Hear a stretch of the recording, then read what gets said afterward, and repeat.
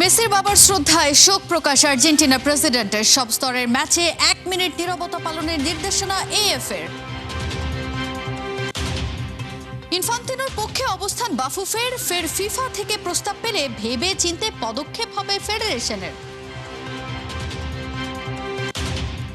চরম অব্যবস্থাপনা ও নোংরা পরিবেশ দেখে অসন্তুষ্ট আমিনুল হক। দায়িত্বে অবহেলায় সাময়িক বরখাস্ত, কপাল চাপড়াচ্ছেন প্রশাসক। টিম ইন্ডিয়া কি আসবে বাংলাদেশে? মেলেনি ভারত সরকারের গ্রিন সিগন্যাল। বিসিসিআই এর হয়নি, তাই এখনো কোনো সিদ্ধান্ত ফাইনাল।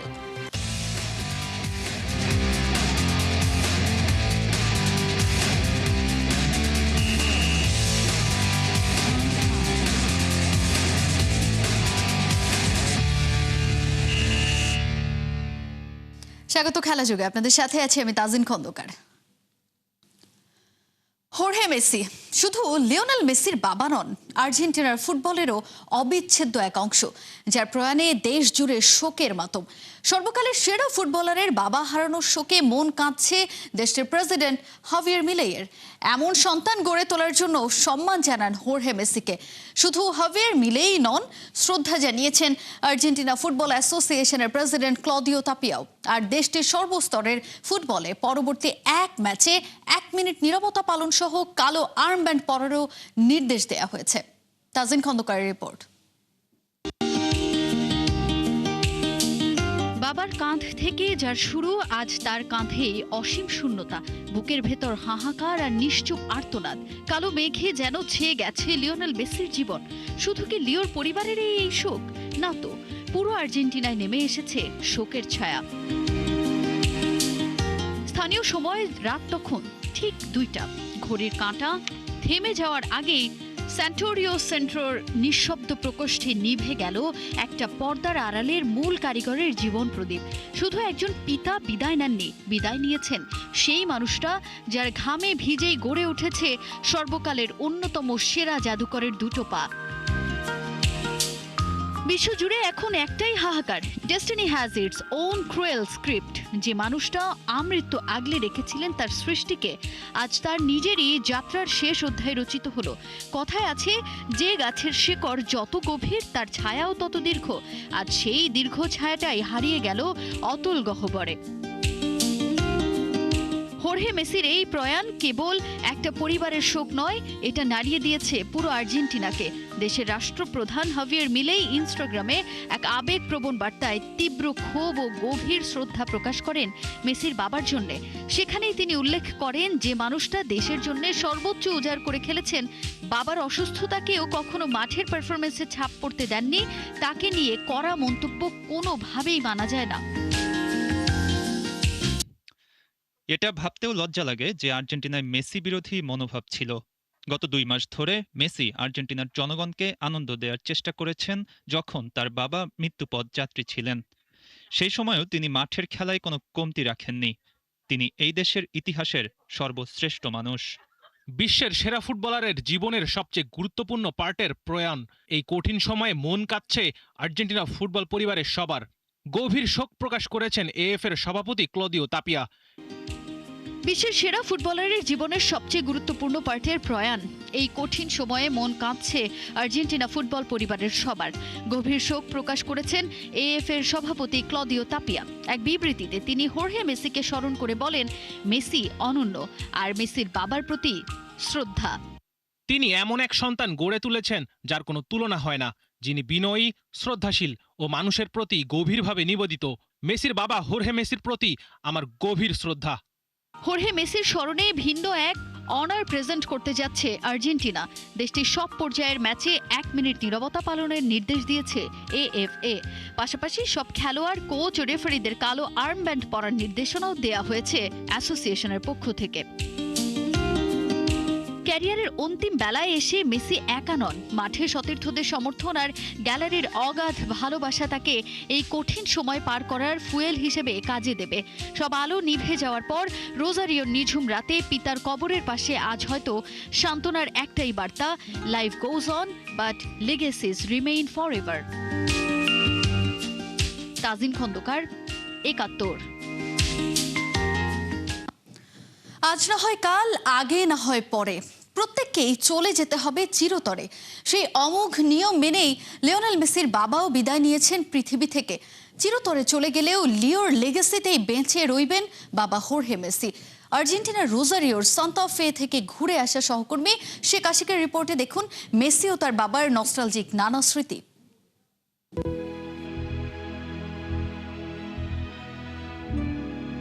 দাঁড়িয়ে আছি লিওনেল মেসির বাড়ির সামনে, যে বাড়িতে 1987 সালের 24শে জুন জন্মগ্রহণ করেন লিওনেল আন্দ্রেস মেসি। এরপর 13 বছর পর্যন্ত এই বাড়িতেই তার বসবাস। 2000 সালে বার্সেলোনায় যোগ দেওয়ার আগ পর্যন্ত তার পুরোটা সময় কেটেছে এই গলিতেই। লিওনেল মেসি এখানে বেড়ে উঠেছেন, বড় হয়েছেন, খেলা করেছেন ফুটবল। বার্সেলোনা যাওয়ার আগ পর্যন্ত বাবার হাত ধরে এ পাড়ার অলিতে গলিতে কতই না ঘোরাঘুরি করেছেন মেসি। বাবার হাত ধরে শৈশবের ক্লাব নিউয়েলস বয়েজেও যেতেন ফুটবল জীবনের প্রারম্ভে। অন্য 5টা সাধারণ পরিবারের কর্তার মতোই হোর্হে মেসিও সন্তানদের ভবিষ্যতের জন্য নিরলস আত্মত্যাগ করে গেছেন। শৈশবে মেসির সাথে অবশ্য তার বাবার খুব একটা দেখা হতো না। হোর্হে মেসি ভোর 4টায় ঘুম থেকে উঠতেন, রেডি হয়ে চলে যেতেন ইস্পাত কারখানায় কাজ করতে। তবে ফিরতেন ঠিক রাতের খাবারের আগ মুহূর্তে, যাতে সন্তানদের সাথে একসাথে অন্তত এক বেলা তৃপ্তি করে খাবারটা খেতে পারেন। বাবার কাছ থেকে পাওয়া শৈশবের শিক্ষাই মেসিকে তৈরি করেছে মাটির মানুষ হিসেবে।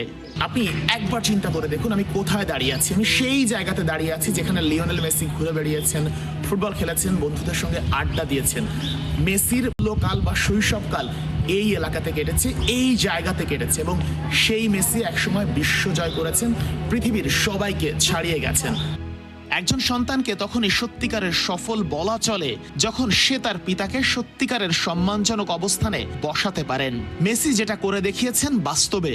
যে বাবা একসময় ছিলেন ইস্পাত কারখানার কর্মী, ছোট লিও যখন মেসি হয়ে উঠলেন তখন তার বাবা হোর্হেকে বানালেন তারই ক্যারিয়ার ম্যানেজার প্লাস এজেন্ট। মেসির সাথে পৃথিবীর মস্ত বড় বড় সব ব্র্যান্ডের ডিল, ক্লাবের সাথে যে কোনো চুক্তি, কিংবা মেসি কখন কোন ক্লাব ছাড়বেন, কোন ক্লাবে কত বেতনে জয়েন করবেন, অফিসিয়ালি সব সিদ্ধান্ত নিতেন তার বাবা হোর্হে মেসি। মেসি চাইলে পৃথিবীর সবচেয়ে চৌকস প্রফেশনাল এজেন্টকেও নিজের জন্য নিয়োগ দিতে পারতেন, কিন্তু ছোটবেলায় যে বাবার হাত ধরে শুরু হয়েছিল তার ক্যারিয়ার, পরিণত মেসি তাকে সেই আসন থেকে না সরিয়ে উল্টো আরো সম্মানের চেয়ারে বসিয়েছেন। বাবার কাছ থেকে পাওয়া শিক্ষায় মেসি যেমন হয়ে ওঠেন পরিপূর্ণ একজন ফ্যামিলি ম্যান, তেমনি নিজের জন্মস্থানের প্রতিও তার টান শৈশবের মতো এখনো অটুট।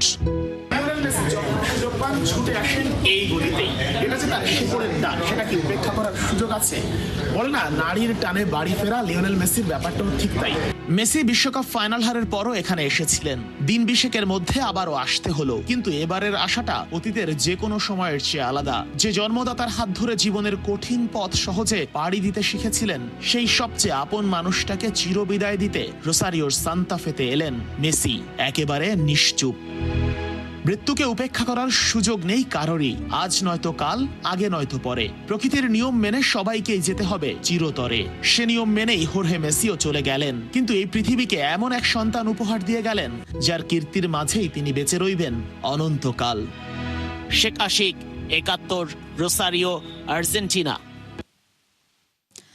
ফিফার চেয়ার ছিনিয়ে নিতে সংঘবদ্ধ একটা চক্র অপচেষ্টা করছে। ইমেজ সংকটে পেছনে লেগেছে ফিফা প্রেসিডেন্ট জিয়ান্নি ইনফান্তিনোর। এমন বিস্ফোরক দাবি তুলে বিবৃতি দিয়েছে বিশ্ব ফুটবলের নিয়ন্ত্রক সংস্থা ফিফা। সেই সঙ্গে কড়া মেসেজ দিয়ে রেখেছে অপপ্রচারকারীদের বিরুদ্ধে কঠিন ব্যবস্থা নেওয়ারও। হাসান সাজিবের রিপোর্ট। একদিকে নেতৃত্ব নিয়ে প্রশ্ন, অন্যদিকে ব্যক্তিগত অভিযোগ, সব মিলিয়ে যেন পেনাল্টি শট সামলানোর মতো চাপেই ফিফার সভাপতি জিয়ান্নি ইনফান্তিনো। যদিও ফিফার মুখে ভিন্ন কথা, কিছু পক্ষ অভিযোগ, ইঙ্গিত ও ভুল তথ্যের মাধ্যমে প্রেসিডেন্টকে দুর্বল করার পায়তারা চালাচ্ছে, এমনটাই মনে করে বিশ্ব ফুটবলের নিয়ন্ত্রক সংস্থা ফিফা। বিশ্বকাপ শেষ হতে দেরি, কিন্তু নানা ইস্যুতে সমালোচনার পাহাড়ে চাপা পড়তে দেরি হয়নি ফিফা সভাপতির। ক্রমশই তেলে বেগুনে জ্বলতে শুরু করে বিভিন্ন ফুটবল ফেডারেশন, যার মধ্যে সবচেয়ে বড় চাপটা আসে ইউরোপীয় ফুটবলের নিয়ন্ত্রক সংস্থা ইউএফার তরফ থেকে। বিশ্বকাপ সহ ফিফার প্রতিযোগিতার বাণিজ্যিক ভবিষ্যতে বেসরকারি বিনিয়োগ আনার পরিকল্পনা ফিফা ফরওয়ার্ড এন্টারপ্রাইজ নিয়ে তীব্র আপত্তি তোলে ইউএফা। যদিও শেষ পর্যন্ত ইউএফার বিপক্ষে দৌড়ে কাহিল ফিফা, বাতিল করে পরিকল্পনা, তবে তাতেও বরফ গলেনি। ইউএফা স্পষ্ট জানিয়েছে ইনফান্তিনো নেতৃত্বের ওপর তাদের আস্থা নেই। এমনকি ফিফার প্রতিযোগিতা বয়কটের হুমকিও বহাল রেখেছে ইউরোপের 55 সদস্য অ্যাসোসিয়েশন। এরই মধ্যে সামনে এসেছে ইনফান্তিনোর ব্যক্তিগত জীবন ঘিরে নতুন অভিযোগ। ব্রিটিশ সংবাদ মাধ্যম ডেইলি টেলিগ্রাফের প্রতিবেদনে দাবি করা হয় ইউএফার মহাসচিব থাকাকালে এক নারী কর্মীর সঙ্গে ইনফান্তিনোর সম্পর্ক ছিল। পরে ইউএফএ ছাড়ার সময় ওই নারীকে একটি বিশাল অঙ্কের ডিপার্চার পেমেন্ট এবং এমবিএ কোর্সের ফি দেওয়া হয়েছিল বলে প্রতিবেদনে দাবি করা হয়। ইউএফএ অর্থ প্রদানের বিষয়টি নিশ্চিত করলেও বলেছে অর্থ প্রদানটি সে সময়কার নিয়মের সঙ্গে সামঞ্জস্যপূর্ণ ছিল। ইনফান্তিনো অবশ্য সম্পর্ক ও অনিয়মের অভিযোগটিকে ঢাহা মিথ্যাই বলে যাচ্ছেন। এই ধারাবাহিকতার মধ্যেই ফিফার করা বার্তা, কোনো অভিযোগ বারবার বলা হলেই তা সত্য হয়ে যায় না। সংস্থাটি বলেছে অনুমান বা ইঙ্গিতকে তথ্য হিসেবে উপস্থাপন করা যাবে না। ভুল বা বিভ্রান্তিকর প্রতিবেদন হলে তার বিরুদ্ধে সরাসরি ও কঠোর অবস্থান নেবে ফিফা। তবে ইনফান্তিনো একেবারে সাগরে পড়ে যাননি। আফ্রিকান ফুটবল কনফেডারেশন তার লিডারশিপে বিশ্বাস রাখছে। দক্ষিণ আমেরিকার কনমেবলও বলেছে ফিফার প্রতিষ্ঠিত প্রাতিষ্ঠানিক ও গণতান্ত্রিক প্রক্রিয়া পাশ কাটিয়ে ইনফান্তিনোকে সরানোর কোনো উদ্যোগে তারা সায় দেবে না। অন্যদিকে এশিয়া সহ ফিফার অনেক সদস্য অ্যাসোসিয়েশনও এখনো ইনফান্তিনোর পাশে রয়েছে। 2027 সালের মার্চে মরক্কোতে ফিফা সভাপতি নির্বাচন, চতুর্থ মেয়াদে যেতে প্রস্তুত ইনফান্তিনো। এখন পর্যন্ত তার বিপক্ষে শক্ত কোনো প্রতিদ্বন্দ্বীও সামনে আসেনি। তবে বিশ্ব ফুটবলের সবচেয়ে ক্ষমতাধর চেয়ারকে ঘিরে ইউরোপের সঙ্গে সংঘাত, বাণিজ্যিক পরিকল্পনার বিতর্ক এবং ব্যক্তিগত অভিযোগ সব মিলিয়ে নির্বাচনের আগে স্পষ্ট হয়ে উঠছে ইনফান্তিনোর পরবর্তী মেয়াদের লড়াই কেবল ভোটের মাঠে নয়, ফিফার ভবিষ্যৎ নেতৃত্ব ও শাসন ব্যবস্থা নিয়েও বড় পরীক্ষা হতে যাচ্ছে। হাসান সজীব, ৭১। ফিফা ফরওয়ার্ড এন্টারপ্রাইজের প্রস্তাব পেয়েছিল বাংলাদেশ ফুটবল ফেডারেশনও, কিন্তু জানানো হয়নি কোনো সিদ্ধান্ত। তবে এক্সিকিউটিভ কমিটির সাথে আলোচনা করে একটা ফল বের করতে চেয়েছিল বাফুফে, তা হয়নি সময়ের অভাবে। তবে একই অফার যদি ভবিষ্যতে আসে তাহলে সেটা ভেবে চিন্তে জানাবে বললেন তাভিদ আউয়াল। আবু নাইমের রিপোর্টে বিস্তারিত। সর্বোচ্চ $1 কোটি পেতে পারত বাংলাদেশ ফুটবল ফেডারেশন। টাকার অঙ্কের হিসেবটা একবার করুন, কত কি না করা যেত এই বাজেট থেকে। কিন্তু সেটা শেষ পর্যন্ত আর আলোর মুখ দেখেনি, কারণ সেই প্রস্তাব থেকে সরে এসেছেন ফিফা প্রেসিডেন্ট জিয়ান্নি ইনফান্তিনো। বলা যায় সরতে বাধ্য হয়েছেন, কিন্তু কানাঘুষা আছে এই প্রস্তাবে হ্যাঁ মত দিয়েছিল তাভিদ আউয়ালের ফেডারেশন। আইডিয়াটা ছিল যে ভবিষ্যতে বিশ্বকাপ যেটা হবে, নট ফিফা বাট বিশ্বকাপ খেলাটার 20% মালিকানা একটা প্রাইভেট ফার্মকে দেওয়া হবে। সেই প্রাইভেট ফার্ম কমিটমেন্ট দিয়েছিল যে ওনারা যদি ইনভেস্ট করে, আর ইনভেস্ট করে ওনারা যেই মুনাফাটা বা প্রফিটটা ওরা নিতে পারবে, যেটা ফিফা পারছে না, সেই প্রফিটটা যদি আসলে তারা করতে পারে তাহলে এক একটা মেম্বার অ্যাসোসিয়েশন $40 মিলিয়ন পর্যন্ত পেতে পারে ইন দ্য ফিউচার, এই ফরওয়ার্ড সাইকেলে, যেটা এখনও 10 মিলিয়নে আছে। তো এই মতামতটার জন্য বিভিন্ন মেম্বার অ্যাসোসিয়েশনকে ফিফা আমন্ত্রণ জানিয়েছিল। বাংলাদেশের মতো উন্নয়নশীল একটা দেশের ফুটবলের সবচেয়ে বেশি বাজেট ব্যয় হয় অবকাঠামোগত উন্নয়নে। সেখানে $1 কোটি বাজেটটা এনাফ হতে পারত, কিন্তু সেটা কেন বেছে নেয়নি বাফুফে? ঠিক কোথায় বাধা পেয়েছিল তারা? তা আমরা যেটা করি বাংলাদেশ ফেডারেশন, আমরা সমস্ত সিদ্ধান্ত প্রথমে আলোচনা করি আমাদের এক্সিকিউটিভ কমিটিতে, তারপরে এক্সিকিউটিভ কমিটির সিদ্ধান্তটা আমরা ফিফাকে জানিয়ে দিই। তবে আমাদের এক্সিকিউটিভ কমিটি এই প্রস্তাবটা বিবেচনা করার আগেই কিন্তু ফিফা ফরওয়ার্ড এন্টারপ্রাইজ প্রোগ্রামটা অ্যাবান্ডন করা ঘোষণা হয়েছে। তো সেই জায়গায় এখন এই ইস্যু নিয়ে আমরা কোনো কথা বলছি না। অফকোর্স নেক্সট এক্সিকিউটিভ কমিটিতে যে কথাটা আমি এইমাত্র বলেছি, এই কথাগুলো আমরা ডিসকাস করব, সিন্স আমাদেরকে ফিফা একটা দিয়েছে, একটা প্রস্তাবের জন্য কোয়েশ্চেন ওরা চেয়েছে। বাংলাদেশ ফুটবল ফেডারেশনকে যে প্রস্তাব দিয়েছিল ইনফান্তিনো সেটা যে অগ্রাহ্য করেছে বাফুফে সেটাও না, মূলত এক্সিকিউটিভ কমিটির সাথে একটা মিটিং করার পরিকল্পনা হয়েছিল, কিন্তু সেটা বাস্তবায়ন হওয়ার আগে সমালোচনার মুখে সরে আসে ফিফা। আর তাতে বাফুফে ব্যাপারটা নিয়ে পজিটিভ কিংবা নেগেটিভ কোনো অ্যান্সারই তারা ফিফাকে দিতে পারেনি। তবে ভবিষ্যতে এমন প্রস্তাব আবারও যদি আসে তাহলে কি সিদ্ধান্ত নেবে বাফুফে? অ্যান্ড এক্সিকিউটিভ কমিটি যেই মতামত বা বিশ্লেষণ করবে ভবিষ্যতে আমরা সেই আঙ্গিকেই আগাবো। বাংলাদেশ ফুটবল ফেডারেশন যে সিদ্ধান্তই নেয় এটা ইসিতে চূড়ান্ত হয় এবং ইসি সিদ্ধান্ত আমরা সবসময় আপনাদেরকে জানিয়ে দিই। হয়তো কমিউনিকেশনে মাঝে মধ্যে অতীতে একটু ভুল হয়েছে, আমি দুঃখ প্রকাশ করছি সেটার জন্য, কিন্তু মূল বিষয়টা আপনাদেরকে আমরা জানিয়ে দিই। এরকম কোনো অগ্রিম সাপোর্ট বলেন বা কনফার্মেশন বলেন আমরা এখনও কোনো প্রপোজালের জন্য আমরা দিই নাই। আবু নাইম, ৭১। কোনো প্রতিষ্ঠানের পক্ষ আমরা দিই নাই, বাট যখন সময় আসবে অফকোর্স আমরা দিতে হবে আমাদের মতামত।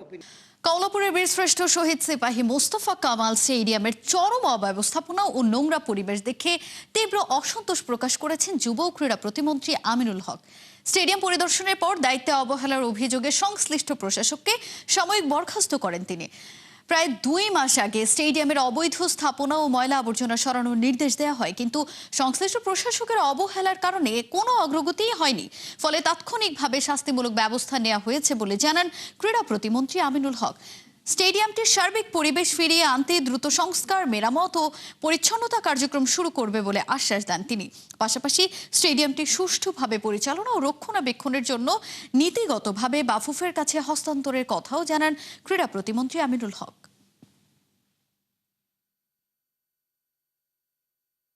আমরা স্টেডিয়ামের চারপাশে আমরা একটি স্টেডিয়াম যে একটি স্পোর্টসের যে ভাব, স্পোর্টসের যে একটি পরিবেশ সেটিকে আমরা নিশ্চিত করতে চাই এবং কমলাপুর স্টেডিয়ামের যিনি প্রশাসকের দায়িত্ব পালন করছিলেন তার কাজের অবহেলার জন্য তাকে সাময়িকভাবে বরখাস্ত করা হয়েছে।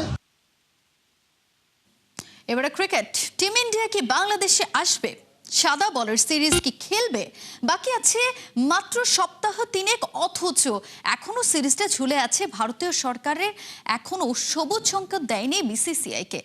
বিসিবি মনে প্রাণে চায় ভারত বাংলাদেশ সফর করুক, যদিও শ্রীলঙ্কা থেকে ভারতীয় দল দেশে ফিরবে নাকি বাংলাদেশে যাবে তা জানা নেই গৌতম গম্ভীরদেরও। কলম্বোতে প্র্যাকটিস ম্যাচে ভারতীয়দের হালচাল দেখে সাইফুল রূপক জানাচ্ছেন বাকিটা। অবাক করা বিষয়, গৌতম গম্ভীরের মুখে হাসি, কলম্বোতে চনমনে একটা ভাব দেখা গেছে টিম ইন্ডিয়ার হেড কোচের মাঝে। এই গম্ভীর এই টিম ইন্ডিয়াকে কি বাংলাদেশেও দেখা যাবে? টিম ইন্ডিয়া এখন শ্রীলঙ্কাতে আছে, প্র্যাকটিস ম্যাচ শেষ, 2টো টেস্ট খেলবে শ্রীলঙ্কার বিপক্ষে, দ্বিতীয় টেস্ট শেষ হবে 27 আগস্ট। কথা ছিল শ্রীলঙ্কায় টেস্ট শেষে শ্রীলঙ্কা থেকেই বাংলাদেশে যাবে শুভমান গিল, ঋষভ পন্থ বা যারাই আসলে ওয়ানডে টিমে থাকবে, কেএল রাহুল সহ অনেকেই, কিন্তু তাদের কি আসলে বাংলাদেশে যাওয়া হবে? টিম ইন্ডিয়া কি বাংলাদেশে গিয়ে 3টা ওয়ানডে 3টা টি20 যে সিরিজটা হওয়ার কথা সেটা কি খেলবে?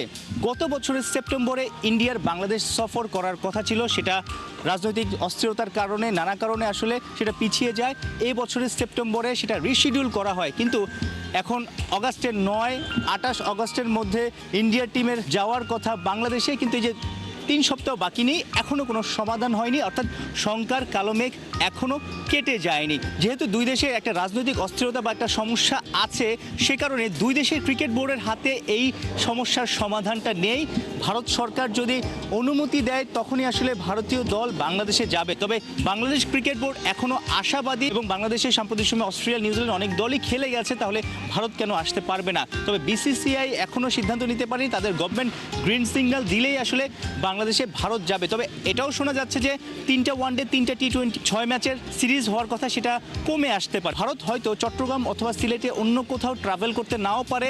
ভারত যদি বাংলাদেশে যায় সেটা শুধুমাত্র মিরপুরে খেলা হতে পারে, ওয়ানডে সিরিজই হতে পারে, শুধু টি20 সিরিজটা ছিটকে যেতে পারে। অর্থাৎ 3 ম্যাচের ওয়ানডে সিরিজ সেটা 3 ম্যাচও থাকতে পারে, সেটা 5 ম্যাচেরও হতে পারে, তবে সবগুলো ম্যাচই শেরে বাংলায় মিরপুরে হতে পারে। যেহেতু আগামী বছর ওয়ানডে বিশ্বকাপ আছে, তাই ওয়ানডের প্রস্তুতিতেই বাংলাদেশে যদি ভারত যায় সেক্ষেত্রে যাতে শুধু ওয়ানডে সিরিজটাই খেলতে পারে।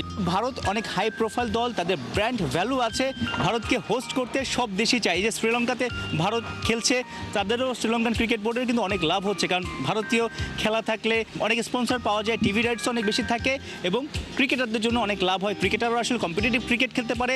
ভারতের বিপক্ষে যেই দলের যেই ক্রিকেটারই ভালো খেলে তাদের কিন্তু আইপিএলে খেলার একটা সম্ভাবনা তৈরি হয়। বাংলাদেশ ক্রিকেট বোর্ডও সেই দিকেই তাকিয়ে আছে, ভারতকে হোস্ট করতে পারলে তারাও অনেক বেশি লাভবান হবে। পাশাপাশি ক্রিকেটাররাও ওয়ানডে এবং টি20 সিরিজ বা ওয়ানডেও যদি হয় হোয়াইট বলের সিরিজে ভারতের সাথে খেলা মানি অনেক দুয়ার খুলে যেতে পারে। এবং সবশেষ 2022 সালে যখন টিম ইন্ডিয়া বাংলাদেশ সফর করেছিল, রোহিত শর্মা, বিরাট কোহলি সবাই খেলেছিল, সে সময় কিন্তু লিটন দাসের বাংলাদেশ ভারতকে 2-1 ওয়ানডে সিরিজ হারিয়েছিল। ভারত কিন্তু 2015 সালে 2022 সালে ব্যাক টু ব্যাক সবশেষ 2টা ওডিআই সিরিজেই বাংলাদেশে গিয়ে বাংলাদেশের কাছে হেরেছিল।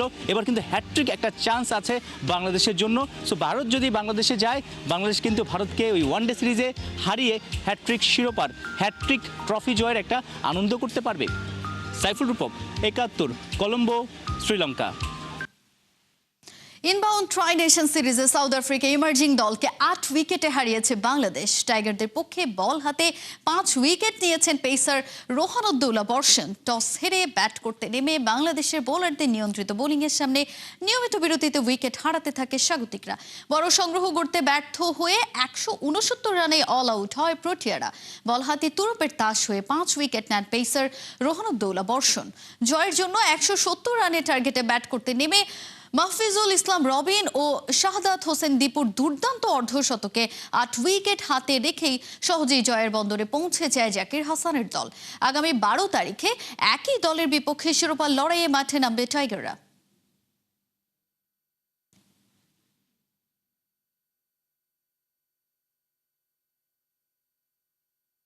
এই ছিল এখনকার খেলা যুগে সরাসরি সংবাদ আর অনুষ্ঠান দেখতে চোখ রাখুন 71 ফেসবুক পেজে এবং সাবস্ক্রাইব করুন 71 ইউটিউব চ্যানেল। 71 সাথেই থাকুন।